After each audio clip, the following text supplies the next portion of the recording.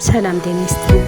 በዛሬው ርዕሳችን በእርግዝና ጊዜ አደገኛ ምልክት ስለምንላቸውና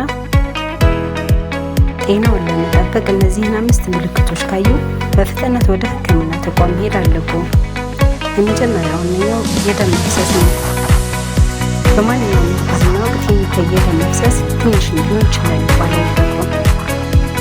ሁለተኛው የእይታ ብዥታ ወይም የማይለቅ ከባድ የራስ ምታት ካለው የደም ግፊት መጨመር ምልክት ሊሆን ስለሚችል ምርመራ ያስፈልገዋል። ሶስተኛው የጽንሱ እንቅስቃሴ በድንገት ከቀነሰ ወይም ጭራሽ ካልታወቀው በአስቸኳይ ሐኪም ጋር መሄድ አለብዎት። አራተኛው ከፍተኛ ትኩሳት፣ ብርድ ማለት የኢንፌክሽን ምልክት ሊሆን ስለሚችል እርስዎም ለጽንሱም አደገኛ ነው።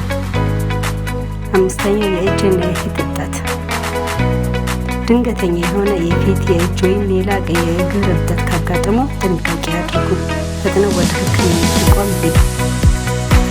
እነዚህ ምልክቶች ሲታዩ ነገ ይሻለኛል ሳይሉ ሕይወት ለማዳን ፈጥነው ወደ ሕክምና ተቋም ይሄዱ። ለተጨማሪ የጤና መረጃ ቻናሉን ሰብስክራይብ በማድረግ ይርሱ።